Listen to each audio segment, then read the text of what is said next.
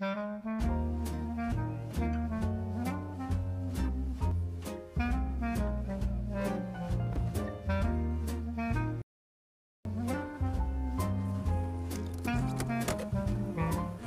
morning, I'm Steve Thomas. Welcome back to This Old House.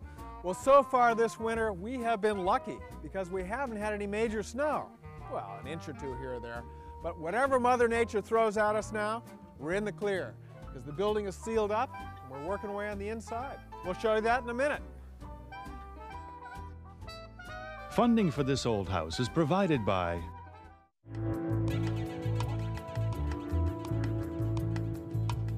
From the bold craftsmen at Kohler, bold creations of function and design.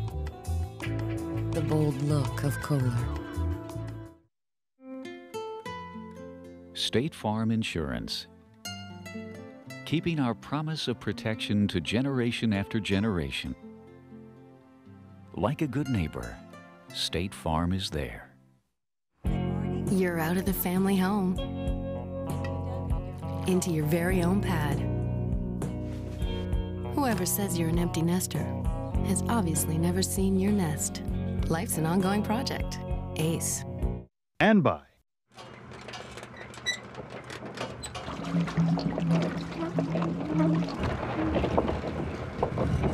A portion of This Old House is brought to you by Saturn.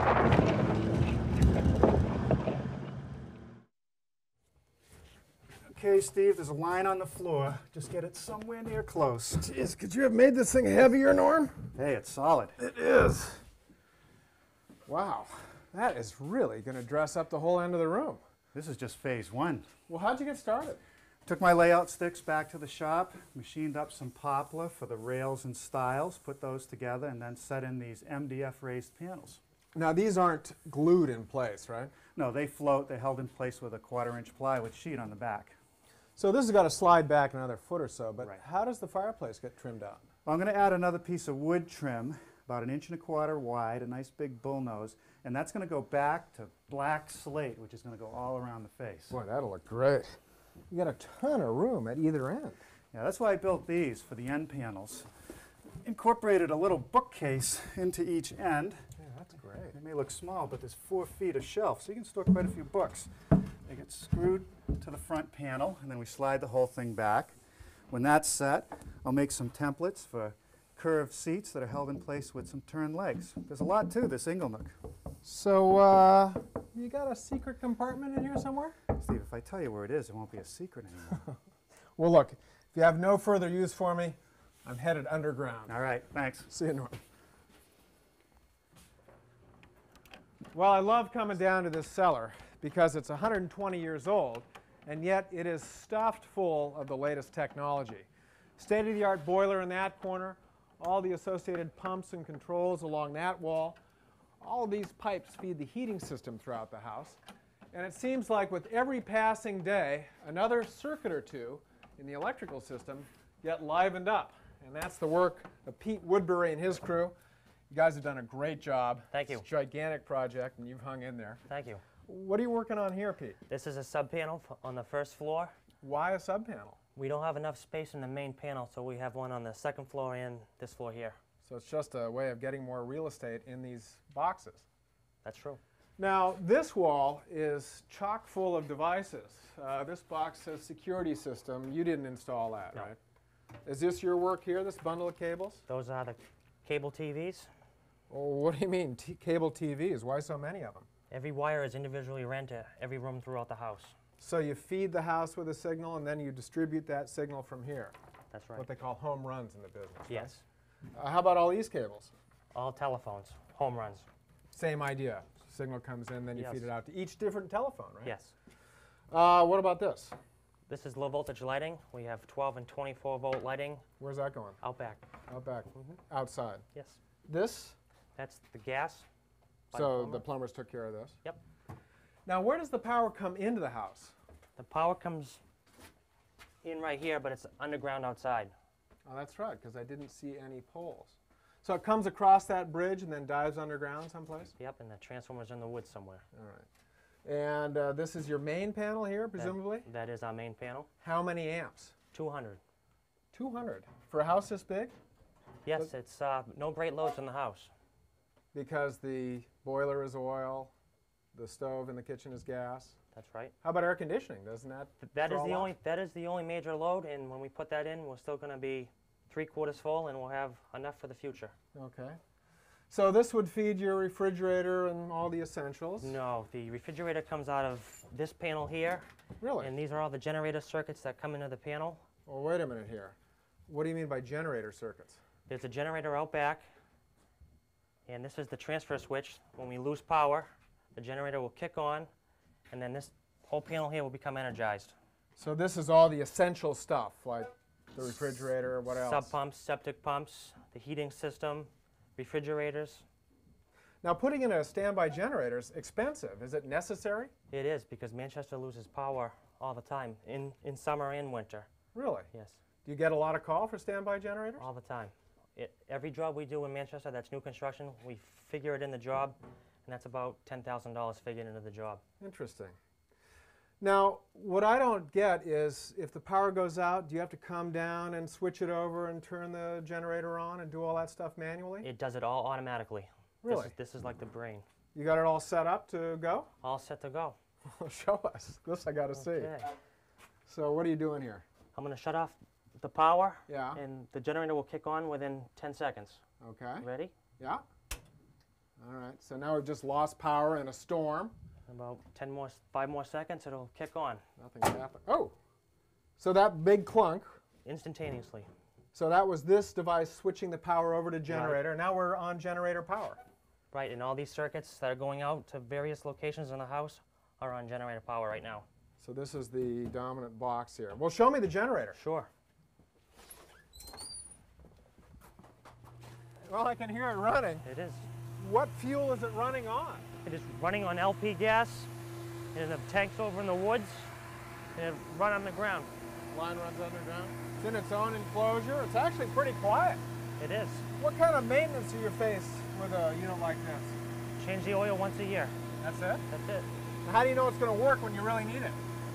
Once a week, it'll kick on automatically. You do a self-test? Yes. Well, if it's that easy, I can see why everybody wants one. Yep. I'll let you get back to work. Thank you. Thanks. Well, Jim, last time you took us from raw space to primer. This time you promised to teach us how to get the finished coats on. The master has been primed here, and our objective is to prep and get some finished coats on this bay here. Yes. How many hours is it going to take me? Well, it's a small space, Steve, but I'm going to plan to have a guy in here at least a half a day, maybe 6 hours, to do the sanding and caulking and wiping that's necessary. Why so much time? Each surface has got to be sanded, and we've got difficult elements. We've got 6 windows, we've got fluted casings, we've got plinth blocks. Sanded. I mean, this feels pretty smooth to me. How much sanding is required? It feels, to me, like a day-old beer. You can hear it. It's rough. And that's going to show up in the final paint job. Absolutely. To get that final smooth coat, we need to sand it. So what do you use? We use on the flats, we use a sponge block, 220 sandpaper. You want to try it? Sure. I promise you that. Now, why can't I use some mechanical methods? Why can't I use a random orbit here? Much too aggressive. Even a vibrating sander would be too aggressive. So what am I looking to do here? Get rid of all these little brush marks that I can you've got to see? keep one. Let me see this. Let me see this. You got to keep one hand sanding and one hand behind to see how smooth it is. If you've got a lot of white powder on your hand, you're doing a good job. You don't want to take too much paint off. You want to just smooth the primer that's there. All right. So Then- that's the flats. That's pretty easy. What about all these Then fluted we've got casings? folded sandpaper for that. Each and every groove, each and every rounded piece of the fluted casing's got to be sanded. You want me to get in each one of these? Each one on all these casings. Oh, man. There you go. Well, you go have some coffee. I'll have check a back whack on you at it. later. Yeah, much later.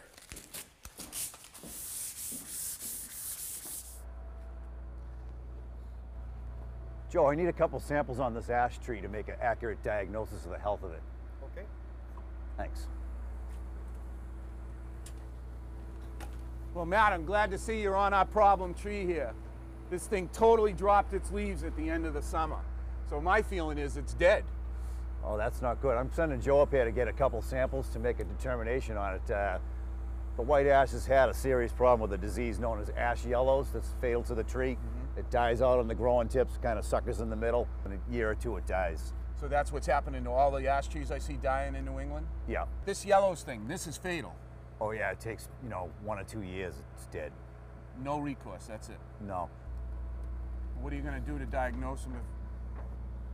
Oh, take a look in here and see. Now, this one, there's a little bit of green. That one's alive, but this one's definitely dead. That indicates that the tree is in decline, and given its location in the future landscape here, I'd probably remove it now instead of waiting on it. Well, one other thing, this time of year you can really see the structure of the tree with no leaves, and this thing's totally limbed up. It's not doing any screening for us, so it's really not helping us here either. And it's not a pretty shade tree, no. No, not at all. Hey, take a look at this one though. I got an oak tree and I don't like the way this is growing. Definitely a bad crotch. This tight V formation, what happens is the water gets down here, in the wintertime it freezes, keeps on expanding and splitting the trunks apart. All right, well the problem is we got to clear this chimney. Yeah, I like to see like 10 to 12 feet of clearance on the house, This is a really young oak tree and it's probably gonna like double or almost triple in size, so it's gonna become more of a problem. So can we just take a few limbs off over the chimney? I don't think that's gonna solve the problem. The main stem originates only like 3 or 4 feet from the chimney. So what would you do? Probably, I don't like the idea of taking this off because then this is gonna rot. It's gonna jeopardize this lead in the future. I think I'd lean more towards removing it, Roger. Okay, well the good news is we have fireplaces in the house, so you can cut this all up into firewood for me. Whatever length you like. And then I'll plant another tree here to do some screening of this side of the house. Preferably plant it a little further away from the house. Hey, you split the wood too? No. Come on, we gotta talk about that.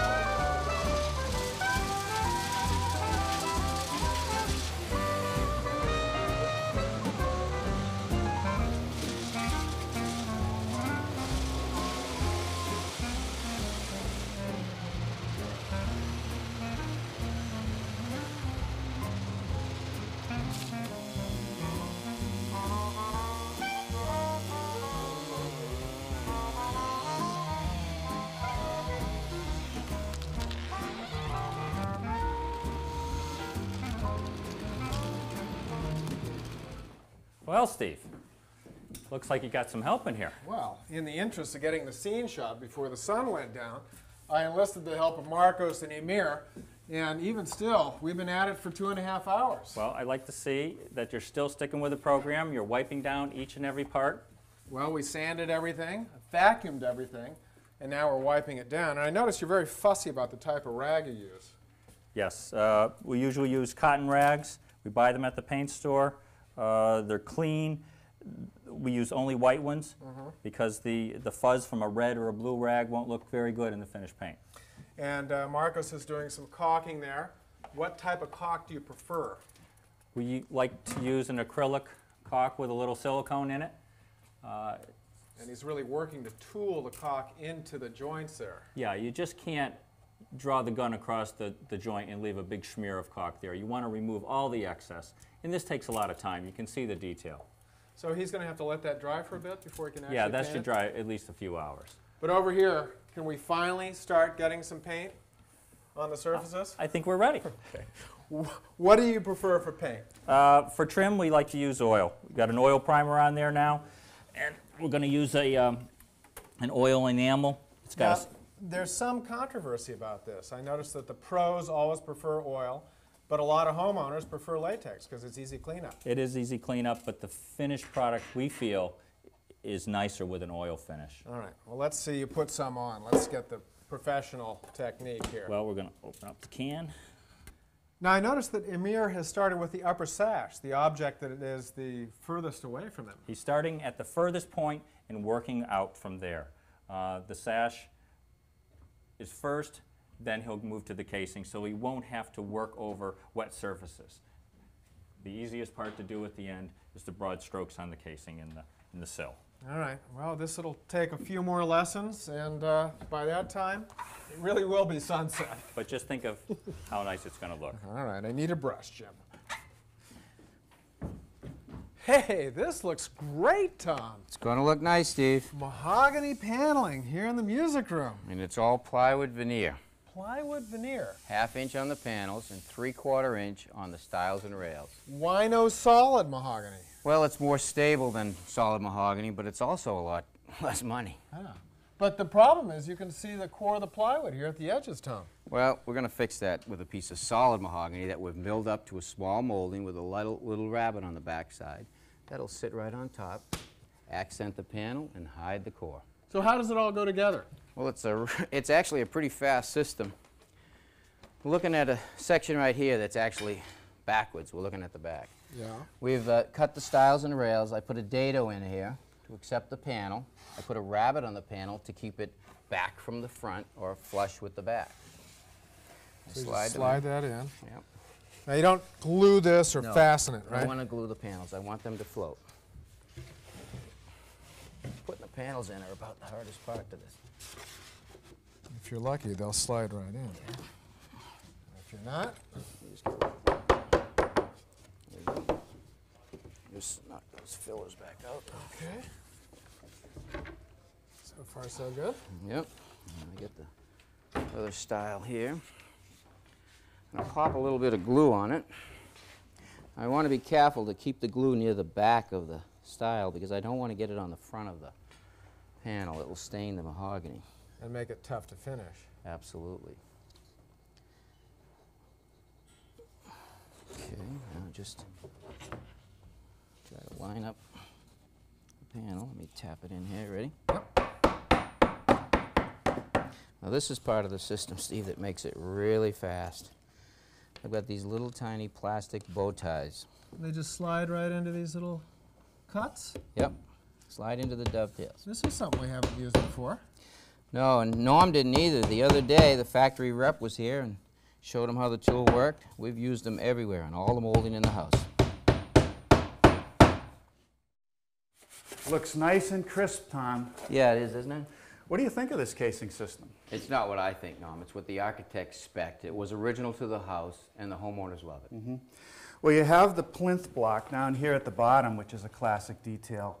But you know, it's only about 3/4 of an inch thick. I wish it was about an inch thick, so it would be proud of the baseboard more. Mm-hmm. And the casing itself is only about 9/16. I'm so used to seeing 3/4 of an inch. You know, a little more beefy. Yeah, it's something you got to get used to, Norm. Yeah. And you know, this reed detail, I'm afraid dust is going to get collected in there, and it's going to look dirty all the time unless someone comes along and dusts it every day. Yeah, I don't think that'll be a problem. But you know, when the original carpenters put the trim back on the original rooms, they used hand tools. They cut it with a miter box and a back saw. They hand nailed it, put these blocks in last, all by hand, no glue. Right. Things have changed. Things have changed big time. We've created a system, actually, where we take the plinth blocks, the blocks above, and we make them all one with the side trims. Oh, so you've prefabricated the whole system. Right. I use this little, it's a dovetail, but I call it a bow tie, and it's actually a clamping system. Well, I guess I sort of see how it works. The shape of this holds the pieces together, and it keeps them from sliding side to side. We've used biscuits before. They work pretty much the same way. Yeah, this is a little bit different. A little bit different. I assume that there's some amazing machine that cuts the slot for these. Absolutely. You want to see it? Yeah. Okay. Norm, say hello to Marcus Huber. He's with the company that developed this machine. Hi, Marcus. Hello. Nice to meet you. So tell me about this machine. Okay, this is a dovetail routing machine. We have a cast aluminum base. The fence is machined to the base. And you have this rail here with little adjustable flip stops that we set depending on your material. And in the back here is a router motor that's installed. So it's like a little trim router motor. Yep, exactly. Now when I raise this up, in the front and the collet we have a cowbite dovetail bit. And you can set your routing height on this machine up to about 3 inches, depending on how thick your molding is. Well, it seems straightforward enough, but can we see how it actually works? You know, here's a piece of the trim. Here's a block. Marcus, show them how it works. All right. We've got the stops on the left set up for our casing. We'll slide this in, I'll simply pull the lever.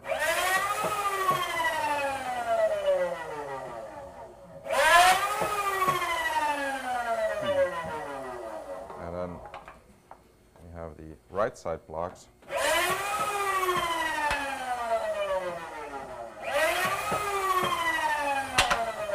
And then we use our dovetail keys. You just popping those right in there. Pop right in. And we just flip it over. And there you go. Oh. What do you think, Norm? That's amazing. Glue on that, you got a strong joint. Now, do these keys come in different sizes? Yes, they do. Let me show you. From Wow. 1/4 inch up to 4 inches in length. So they're all basically the same shape, that sort of key shape, but you've got them in different colors, different lengths, so you can really clamp a thick piece of stock together. And they even come in solid wood. So who's using this technology? Well, mostly the woodworking industry, anywhere from a small cabinet shop to the furniture industry, architecture, millwork, contractors, trim carpenters, basically anywhere you need to join 2 pieces of wood. Well, that worked great on a butt joint. How about a miter joint? I got a miter right here for you, Norm. Isn't that Marcus putting that plate on? Yeah. Great. This is it. Okay, we'll make one cut. The plate is a guide. Puts the trim up against it. It's adjustable, so I can make my second wherever I want it to be.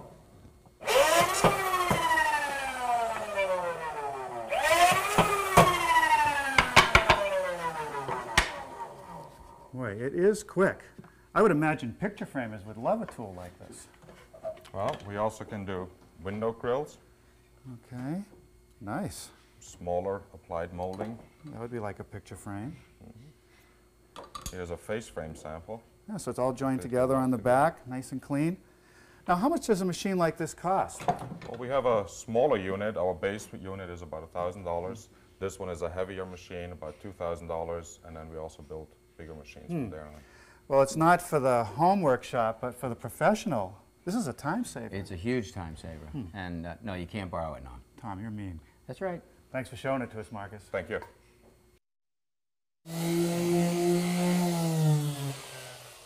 Well, that's a pretty ingenious machine. It is, Steve. It's a big time saver. Did Norm like it? He loved it. I wouldn't be surprised if he guessed one for the shop. I actually have 3 of them on the job. Do you really? Oh, yeah. Now, to clip these panels together, you're using those same... Well, what I've done, Steve, is on the panel that I've already put on the wall, I've put the bow ties in the slot already. The only thing I have to do now is put a little glue back here on each one. So I can see that a paneling system could go together very quickly. Right. Now what I have to do is line up my marks. Push it to me on the bottom. There we go. Ready? Bang it in place.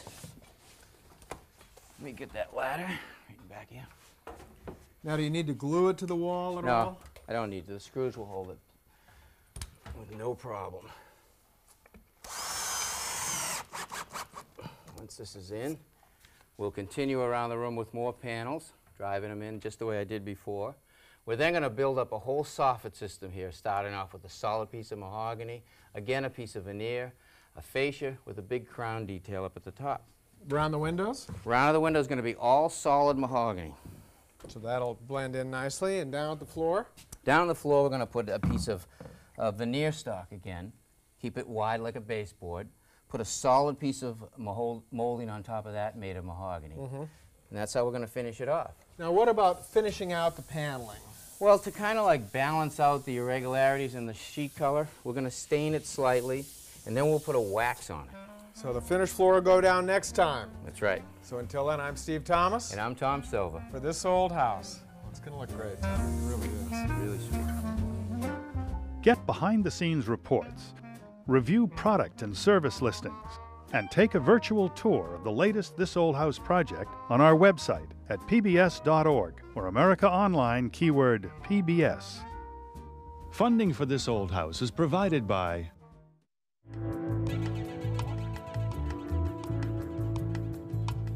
From the bold craftsman at Kohler, bold creations of function and design. The bold look of Kohler. State Farm Insurance. Keeping our promise of protection to generation after generation. Like a good neighbor, State Farm is there. Your new home. Everything's perfect. Okay, not everything. After all, new homes have their share of unexpected surprises. Life's an ongoing project. Ace. And by Saturn is proud to bring you a portion of This Old House.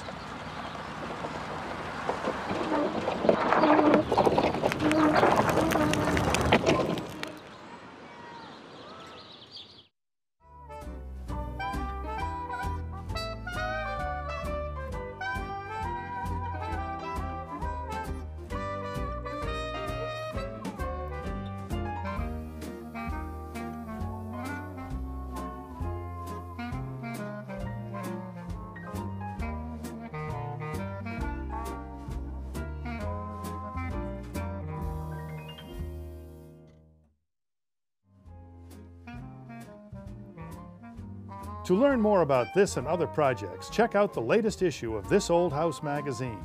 For a free trial issue, call 1-800-255-9424.